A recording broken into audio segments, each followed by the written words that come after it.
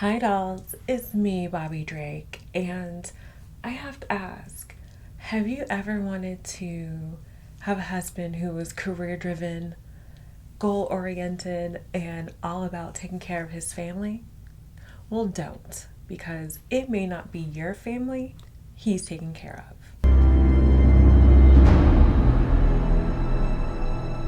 The movie centers around Sabrina, a career woman trying to juggle her accounting business, being a mother to her teenage daughter Zoe, and is still recovering from a miscarriage that she suffered from just a year before that nearly took her own life.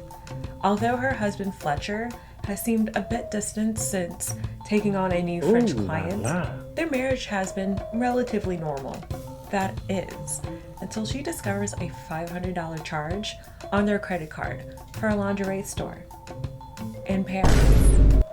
He says it was an error and he'll call the credit card company the next day, despite leaving that very night for Paris.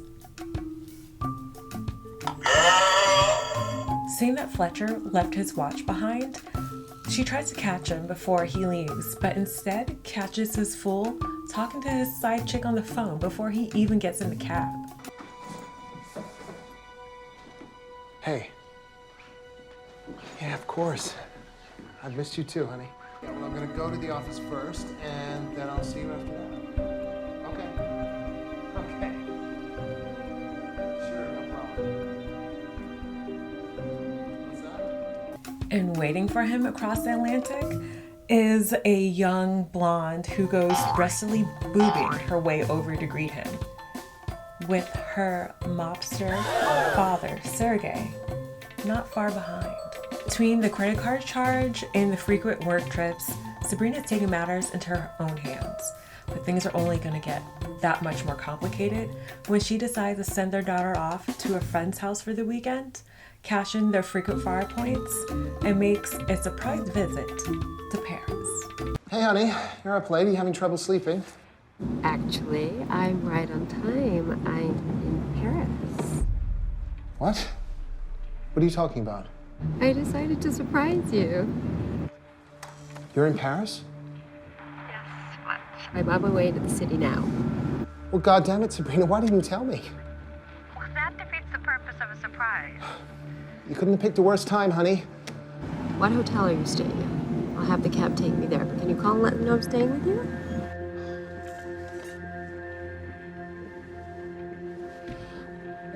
Sure. Yeah, I'll text you the details. I have to go, honey. Someone's just jumped into my office, okay?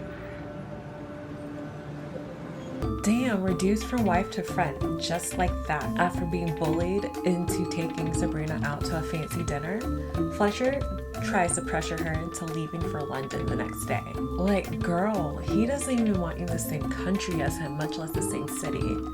For an accountant, Sabrina's not that good at putting two and two together. But their conversation is interrupted when his new mobster father-in-law, who just so happens to be in the same restaurant at the same time, stops by to say hi. But being the sneak that he is, Fletcher spills wine on Sabrina as a diversion. Turns out he ruined her best and tailored dress for nothing because his new father-in-law is onto him, and Sergey wants to make sure Sabrina doesn't get in the way of his daughter's happiness. Knowing that his mobster father-in-law is trying to get Sabrina out of the way, Fletcher suddenly wants to spend the following day in their hotel room. He must have a silver tongue and a golden member because I'm sorry, I just don't see it for him. At all. Sorry about it. But all these hoops that he's jumping through are pointless because as soon as he's away, Nancy Drew comes out to play when she knocks over his duffel bag and finds mail sent to him with his name on it, but a French address. But instead of following up on the obvious clue, wine-drunk Sabrina decides to cyber-stalk his assistant, Diane. Miss, ma'am, madam, come on now. Meanwhile, Fletcher is meeting with Sergey, who doesn't want his daughter doing the whole sister-wife thing. Once sober and out of her feels, Sabrina decides to look into that French address on his mail and takes a drive that leads her to a sprawling mansion with the gates conveniently wide open for her to pull up on a bench. Expecting to see her husband there, Sabrina makes a far more devastating discovery.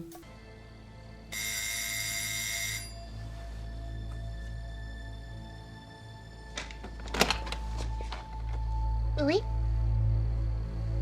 Diane? There's no Dan here. Oh. I'm sorry, I must be at the wrong house. Not a problem. Is Fletcher here? Just missed you. Probably at the office by now. It's okay. Mama will be there in a second.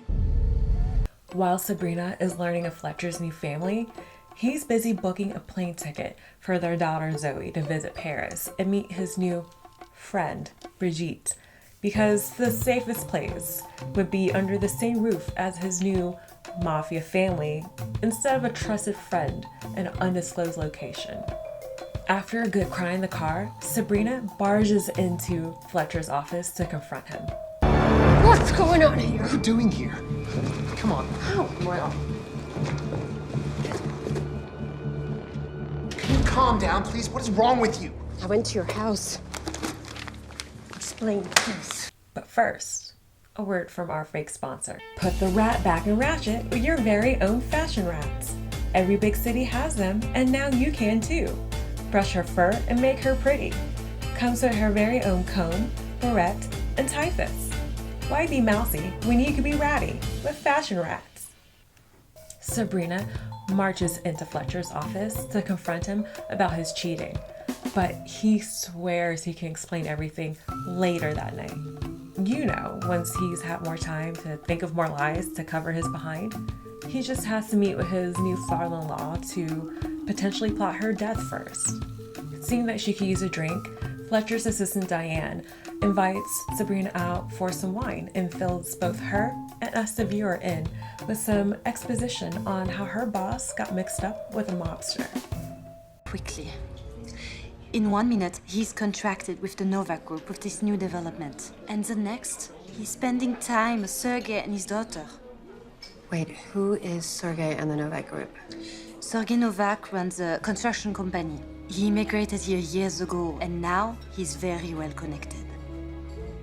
But what does he have to do with Fletcher and this woman? Brigitte, Fletcher's new wife, is Sergei's daughter. Fletcher's married into this family. Listen, if I were you, I would leave now and don't look back. You have a life back in New York. Go back to that. File for divorce. Get as far away from him as you can. No.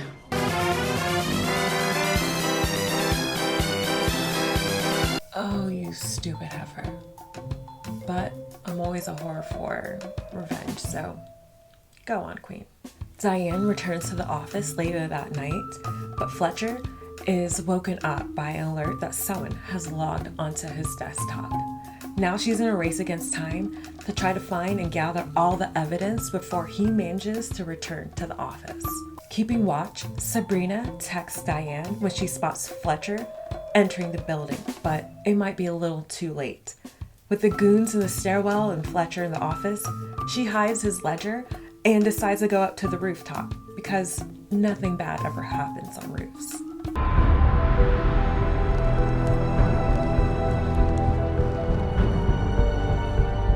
You should have stayed in New York.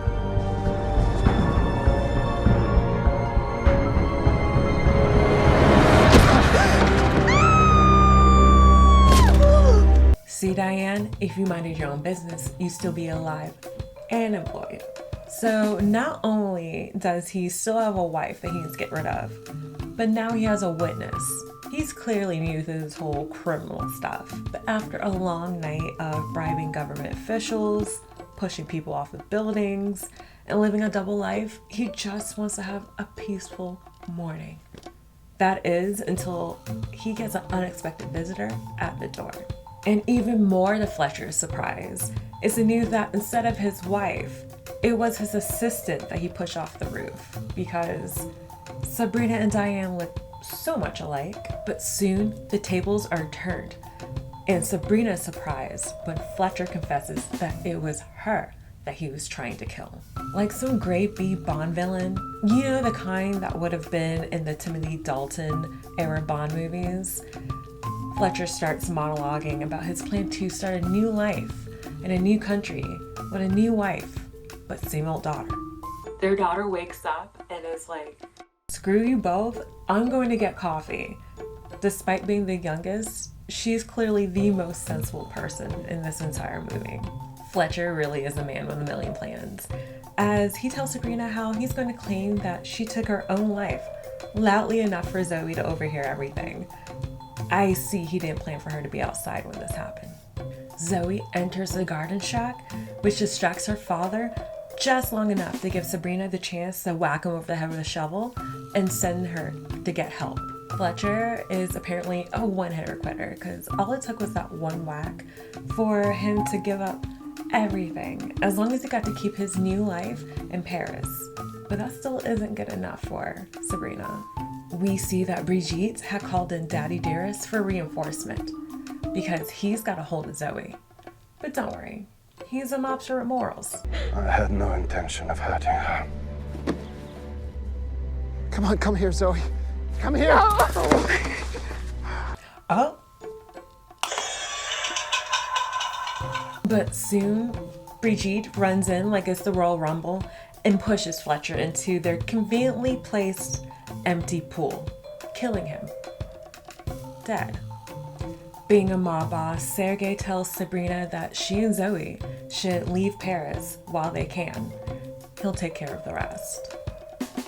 And so Sabrina and Zoe escape back to America, closer than ever, thanks to a deadly, life-changing secret they both share and must take to their graves.